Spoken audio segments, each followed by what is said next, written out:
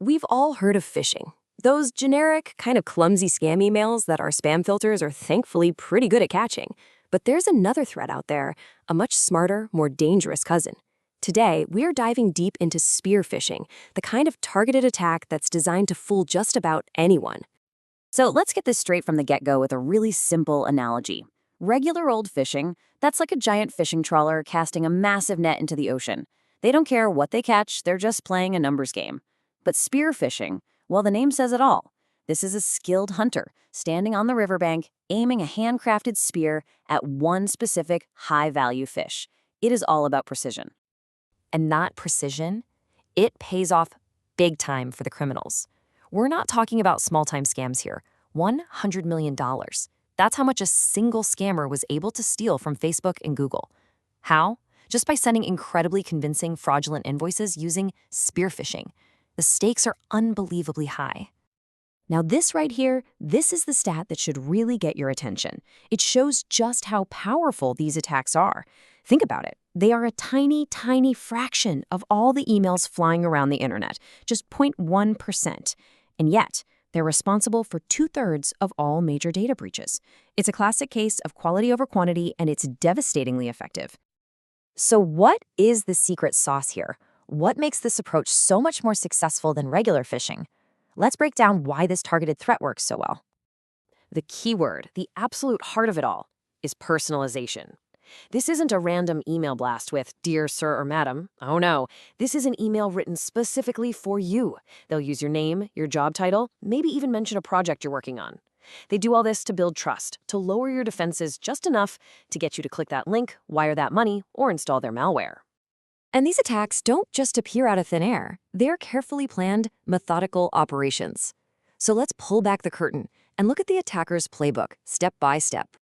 Every attack pretty much follows these 4 stages. First, there's reconnaissance. The attacker becomes a detective, scouring your LinkedIn profile, your company's website, your social media, anything to learn about you.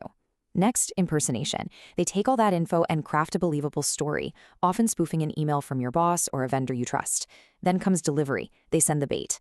And finally, execution. That's the moment of truth when you take the action they wanted all along. And these attacks usually fall into a few common categories.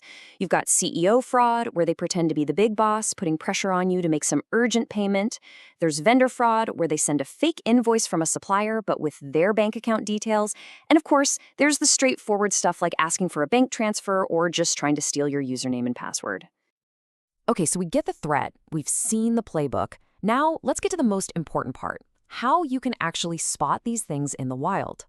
This is all about empowering you to recognize the deception. So I want you to put on your detective hat for a minute.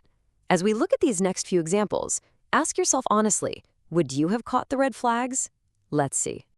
All right, the number one weapon in their arsenal is psychology, specifically a sense of urgency. They'll use words like urgent, action required, ASAP. Why? Because they want you to panic. They want to rush you into making a mistake before that little voice in the back of your head has a chance to ask, wait a second, does this feel right? The other huge psychological trigger, authority. I mean, think about it. An email from your CEO hits your inbox differently than an email from a stranger, right? Attackers totally exploit this.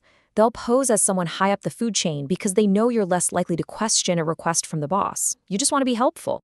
And here is a perfect real-world example. First thing you see, urgent task. There's that pressure. They need a reply ASAP. And of course, they say they can't take calls. That's a classic move to stop you from verifying. But let's dig deeper. The sender's name is Arch Smith, but look at the email address. It's a public@naver.com. That's not a corporate email. And then you have the sloppy grammar, the weird capitalization. These are the telltale signs. These are the red flags. So let's boil this down to a simple checklist you can run through in your head. 1. Always check the full sender address. Look for weird domains or subtle misspellings. 2.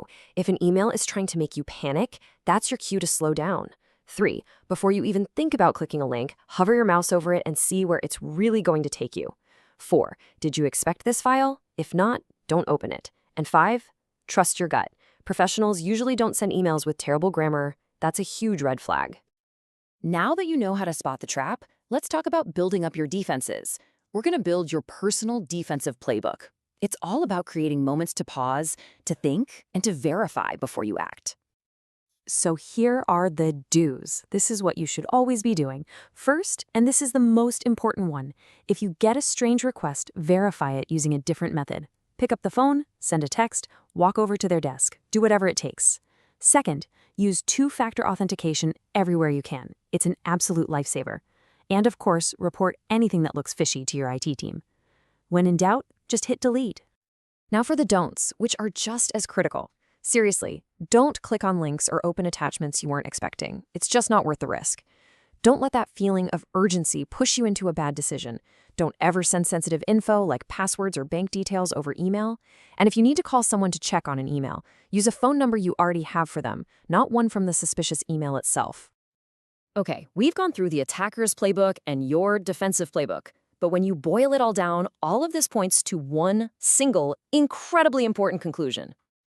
Here's the bottom line. Your company can have the best firewalls, the best antivirus, the best email filters in the world. And that stuff is great, it helps. But a really well-crafted spear phishing email can slip past all of it. At the end of the day, the final security check, the last line of defense, is you. You are the human firewall. And so I'll leave you with this question. The next time that email hits your inbox, the one marked urgent, the one from the CEO, the one promising something amazing or threatening something terrible, you'll be ready. You know what to look for and you know how to react. So what will you do?